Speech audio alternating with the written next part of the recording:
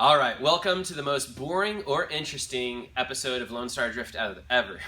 I'm Aaron Losi, and this is a chart thing. Basically, what we're going to be talking about today will be described in the YouTube description or also on LoneStarDrift.com. What we're talking about is our new competition format for 2016 for our series for both Pro-Am and Texas Street Legal. Now, our judging is basically not changing. However, the competition format is. The first big change is we're eliminating qualifying. Oh my God, Aaron, how do we eliminate qualifying? Basically, we go off of your 2015 points to put everybody in their correct order, and then the new drivers get slotted at the rear in terms of experience by the judges and by like their knowledge of your experience and them watching you in practice, okay? Qualifying doesn't matter that very much. You do not get points for qualifying, so as long as you are in the correct or semi-correct division, you're fine. If you're first or if you're seventh, it really doesn't matter that much in qualifying because there are not points associated with qualifying, okay? Very simple. So we do not have an actual qualifying portion of the event, making the event more fun, making it much faster, making there be more practice, making there not be so much stuff for the judges to watch, because as we get 100 caged cars for competition, last season 2015 we had 87 caged cars for competition at round one.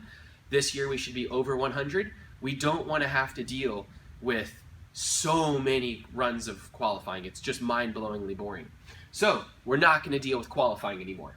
Second of all, as we get to the bracketing order, we now have a new method of bracketing the cars together, which is really cool because it does a couple things. A, we can have any number of drivers drive. We can have 58 drive, whereas in an old competition bracket, we'd either need 32 or 64 or some interval of that or some crazy amount of buy runs. So this new method, you can have 51 drivers, you can have 54 drivers, you can have 59 drivers. It doesn't matter how many drivers are because it's broken up by divisions, which I'm about to explain. The second rad thing is no longer do you have first place immediately eliminating the worst qualifier immediately. So you no longer have first place going against number 64 or number 32 and knocking them out where they basically have no chance to continue in the competition. You also don't have number one putting his car up against the least prepared guy who is most likely to wreck his car. What else is awesome about this? The next awesome thing about this is the people at the back of the bracket, they're going to go together, which I'm going to explain in a minute. But that means number 57 will get potentially more competition in bracket, like tandem battles, than someone else earlier in the system. So that means they can have more experience, where under the old method, number 57 takes 2 qualifying laps, doesn't qualify, and he's done for the weekend, embarrassed in front of his friends and peers and family and everybody that came to watch, and he doesn't really get better. He probably also never comes back again because attendance drops drastically throughout the season in any drifting series typically. So, number 57 under this system is going to have a much better time. He's going to improve a lot faster, and I like it because there's no qualifying. All right, so let's discuss this really quickly. First of all, we have divisions. Come on, Sai, get in close. Are you ready? Is it in focus? Yep. Let's do this. All right, we have divisions going horizontally. This chart has 1, 2, 3, 4, 5, 6, 7, 8 divisions. Each division going down is made up of 8 drivers. 1, 2, 3, 4, 5, 6, 7, 8 drivers. Division 2 is made up of the 9th, 10th, 11th, 12th, and so on for qualifiers. The 8th division is made up of 57, 58, 59, 60, 61, and on of qualifiers. 7 is 49. So you can see the lower placed qualifiers are over here in 8, and the higher place are in 1. All right, so that's super simple. Now let me get my marker, and we're going to explain what's going on. In the first round of tandem battles, number 8 goes against number 7.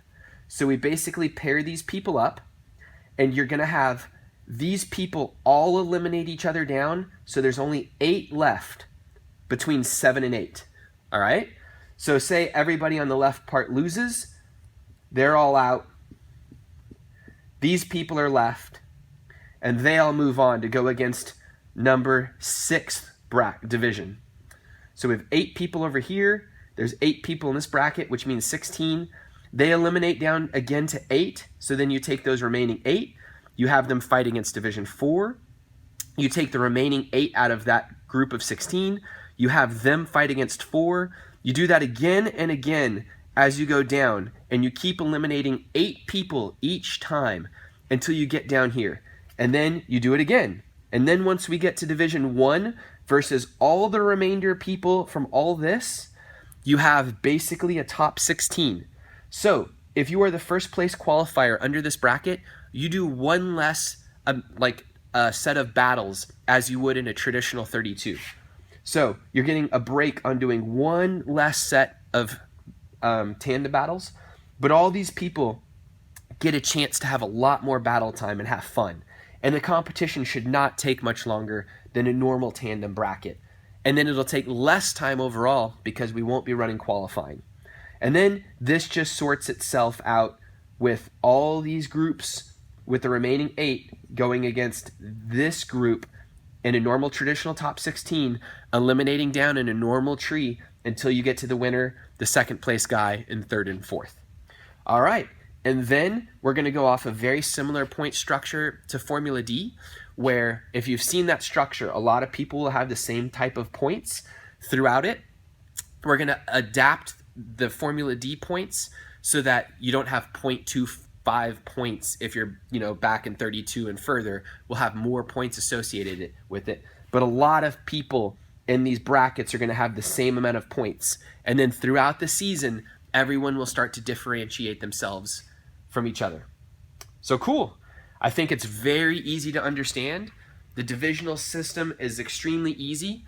You'll find some awesome points about it, such as when we're doing competition, look back here for a second, you're going to have at the beginning of let's say this is Pro-Am. All right, it's Pro-Am, and I have the worst penmanship ever. And we have 64 drivers at round 1 in Pro-Am.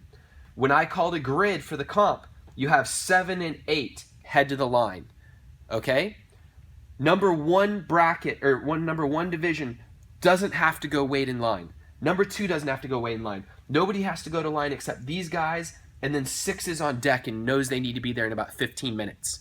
And then as soon as these guys go against bracket or division 6, number 5 knows that they'll be called to grid shortly. So you never have 60 guys up at grid, not for qualifying, not for the tandem bracket, and everybody isn't wasting so much time doing stuff. Plus, everybody will have a lot more practice under this setup. All right, I'm excited. I'll see everybody at round 1. Yay! A tiny bit of backstory really quickly. Now, I've wanted to delete qualifying for a long time. I think it's boring to watch. I think that it doesn't really add to the overall quality of the event, so I think it needs to go. Now, to get rid of qualifying, I never really had a great way to do it. I talked about simply drawing numbers from a hat. I talked about going off of points from other events. I talked about a lot of things. However, I did not ever have the balls to implement it. So hopefully now that I have the balls to implement it, it's going to get done. It's going to be done well. Now, I kind of cheated. I was over in Japan last year, and I was chatting with some passionate Australian guys about judging and about how they had a new system. A gentleman by the name of Chris DeJager had come up with a way, and now his system comes with a lot of other judging criteria and everything else. And in his words, we're only stealing about 10% of his system, which is the bracketing setup, which is my favorite part. So I kind of went over to Australia. That's the real reason I went about a week ago, and I wanted to see this happen firsthand so I could iron out the kinks and get this implemented in our series without going in blind. So I went over there, I saw it, I loved what I saw.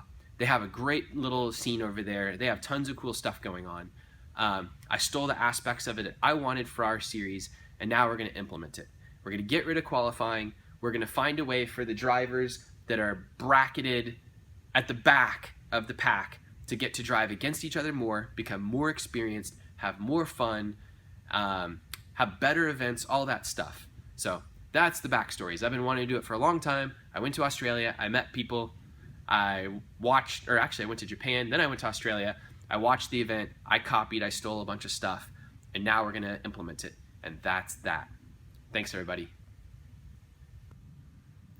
Okay, and the second point is or second last thing, PPS, whatever you want to say, is you'll notice that I've been trying to change drifting in a bunch of different ways, from creating a new little class of cars called Texas Street Legal, where people think it's about limiting the cars in some way and have more restrictive class where the cars are more even, blah, blah, blah. That's not what I was trying to do. What I was trying to do was make a class where the drivers cannot overcomplicate cars and ruin their own lives. That's what that is about. So we keep stock injectors, we make the cars more simplistic. Hopefully new people have a better time, enjoy drifting more, and don't get in over their heads. That's the same thing with this rule book.